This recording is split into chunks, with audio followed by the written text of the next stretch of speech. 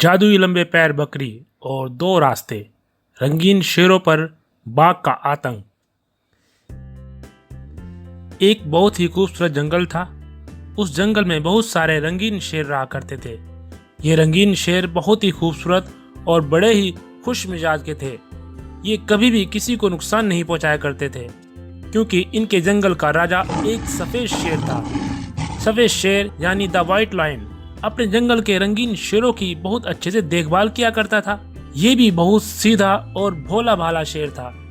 जंगल के सभी जानवर अपने राजा सफेद शेर से बहुत खुश थे। और वहीं दूसरी ओर दूसरे जंगल में एक बहुत खतरनाक और ताकतवर बाघ रहा करता था। ये बाघ इतना खतरनाक था कि जंगल के किसी भी जानवर पर रहम नहीं किया करता था। जो भी जानवर उसे दिखाई देता वह उसका शिकार कर लिया करता था। सारे जानवर इस बाघ से बहुत डरते थे और ये बाघ ऐसे ही एक एक करके सभी जानवरों को मारने लगा था। ऐसे करते करते इस जंगल के सभी जानवर खत्म हो गए थे। तब बाघ बोला, अरे इस जंगल में तो एक भी जानवर नहीं बचा। अब मैं अपना पेट कैसे भरूंगा? तभी दौड़ता हुआ चीता आता है, जो कि बाघ का दोस्त था। अरे बाघ मेरे दोस्त, तुम्हारे खाने का बंदोबस्त हो गया है। क्या चीता? सच में? बताओ मुझे, कहाँ है शिकार? हाँ बाघ बताता हूँ। पास वाले जंगल में बहुत सारे रंगीन शेर रहते हैं और उनके जंगल का राजा एक सफेद शेर है। तुम चाहो तो उस जंगल में जाकर उन शेरों का शिकार कर सकते हो। अरे वाह चीता, ये तो तुमने बहुत अच्छी खबर दी है। मैं अभी जाता हूँ और उन शेरों का शिकार करता हूँ, क्योंकि मुझे बहुत भूख लगी है। तब वह बाघ रंगीन शेरों के जंगल में आता है और आते ही उसने एक नीले रंग वाले शेर पर हमला कर दिया और उसे बड़े मजे से खाने लगा। और अब इस बाघ ने इसी जंगल में एक जगह पर अपना बसेरा बना लिया था। ऐसे ही दूसरे दिन बाघ ने एक पीले रंग वाले शेर पर हमला कर दिया और उसे भी बड़े मजे से खाने लगा।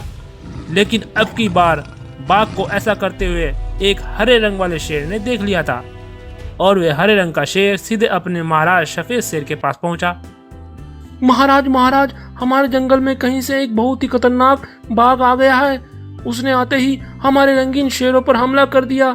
कुछ करो महाराज। क्या? उस बाघ की ये मजाल? मैं अभी देखता हूँ उसे।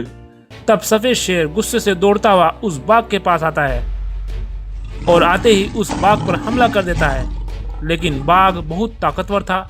उसने भी शेर पर पलटवार किया, जिससे सफेद शेर घायल हो गया था और सफेद शेर किसी भी तरह बचकर वहां से भाग गया।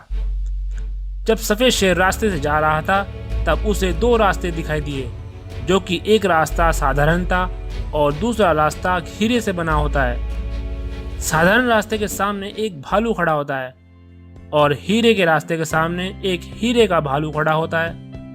अरे सफेद शेर, मेरे साथ मेरे घर चलो, मैं तुम्हें माला माल कर दूंगा और तुम बड़े मजे से मेरे साथ रहना। यहाँ पर तुम्हें किसी बाघ से डरने की जरूरत नहीं है। अरे सफेद शेर, तुम इसकी बातों में मत आओ। तुम मेरे साथ चलो, मैं तुम्हें उस बाघ से बचने की तरकीब बताऊंगा, जिससे तुम अपनी और अपने रंगीन शेरों की रक्षा कर सकते हो। यह सुनकर सफेद शेर उस साधारण भालू के साथ उसके घर चला जाता है। तब भालू बोला, सुनो सफेद शेर, मैं जानता हूँ तुम उस बाघ का मुकाबला नहीं कर सकते हो, और मैं ये भी जानता हूँ तुम अपने शेरों की हिफाजत करना चाहते हो।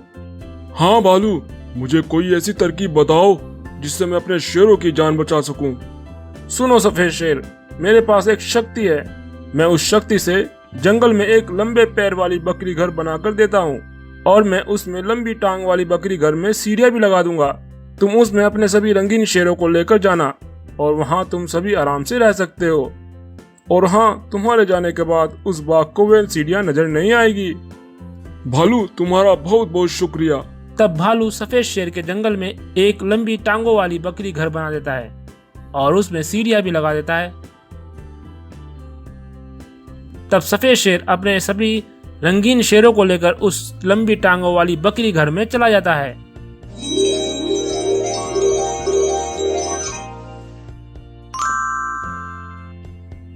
कुछ देर बाद बाघ भी वहां पर आ जाता है, लेकिन बाघ को उस लंबी टांगे वाली बकरी घर में जाने वाली सीढ़ियां नजर नहीं आती है।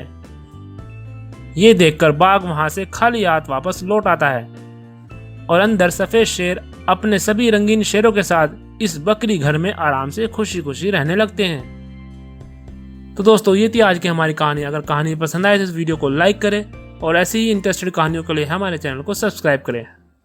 एक समय की बात है, एक जंगल में दो रंगीन शेर रहा करते थे। ये दोनों ही शेर बहुत ताकतवर थे। ये दोनों ही शेर बहुत घमंडी और दुष्ट व्यवहार के थे। इन दोनों ने पूरे जंगल पर अपना हुक्म चला रखा था और ये जंगल के जानवरों को बड़ी बेरहमी से मारते थे। और इनका सेवक एक बाघ था जिसका नाम बंटी था। बंटी बाघ बहुत दयालु और ईमानदार था और ये दोनों शेर बंटी बाघ से सारा दिन काम करवाया करते थे और खुद बड़े मजे से गुफा में आराम किया करते थे। बंटी बाघ इनके लिए भोजन लाया करता था और ये दोनों बड़े मजे से खाया करते थे और बंटी बाघ इनका बचा कुचा खाना खाया करता था। फिर एक दिन दोनों बंटी बाघ से कहते हैं, अरे सुनो, हम दोनों बहुत भूखे हैं। जाओ जंगल में जाकर हमारे लिए पानी और भोजन लेकर आओ। और हाँ, खाली हाथ बिल्कुल भी नहीं आना, नहीं तो मैं तुम्हारा मार मार कर भुर्ता बना दूंगा, समझा? तब वे बाघ पानी और भोजन की तलाश में जंगल निकल जाता है। बंटी को कहीं भी पानी और भोजन नहीं मिला था। वह ढूंढते ढूंढते जंगल में दूर चला जाता है। कुछ दूर चलते ही बंटी बाघ के सामने एक जादुई दरवाजा खुलता है और उसमें से एक जादुई सोने की बकरी बाहर निकलती है। ये देखकर बंटी बाघ हैरान हो जाता है। अरे ये मैं क्या देख रहा हूँ? ये दरवाजा कहाँ से आया? और ये अद्भुत सोने की बकरी, ये तो बहुत ही सुंदर है। चलो चलकर पूछता हूँ। वह बकरी बंटी बाघ के सामने आ खड़ी हुई। तब वह कहती है, अरे बंटी बाघ, तुम मुझे इस तरह क्यों देख रहे हो? अरे तुम कौन हो और कहाँ से आई हो? बंटी बाघ, मैं जादुई सोने की दुनिया से आई हूँ और मैं यहाँ मनी की तलाश में आई हूँ। दरअसल हमारी मनी को एक शैतानी शेर ने चुराई है और वे इसी जंगल में आया है और उस मनी को ढूंढने में मुझे तुम्हारी मदद चाहिए। मेरी मदद? भला मैं तुम्हारी कैसे मदद कर सकता हूँ? मुझे तो इस जंगल में कोई भी शैतानी शेर नहीं मिला। बाघ, उस शैतानी शेर ने इस जंगल में एक जादुई गुफा बना रखी है और उस गुफा को सिर्फ वो ही देख सकता है जिसका दिल शीशे की तरह साफ हो, और वो तुम ही हो।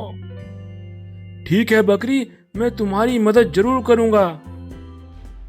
तब ये बाघ जंगल में वे जादुई गुफा ढूंढने निकल जाता है। फिर अचानक से उसे एक रोशनी दिखाई दी। उसने देखा उस रोशनी के पीछे एक काली गुफा थी। अच्छा, तो ये है वो काली गुफा जिसमें वो मनी है। मैं अभी जाता हूँ और वे मनी लेकर आता हूँ। तब बाघ दौड़कर उस गुफा में चला जाता है और वहां जाकर देखता है वे मनी बहुत तेज से चमक रही थी।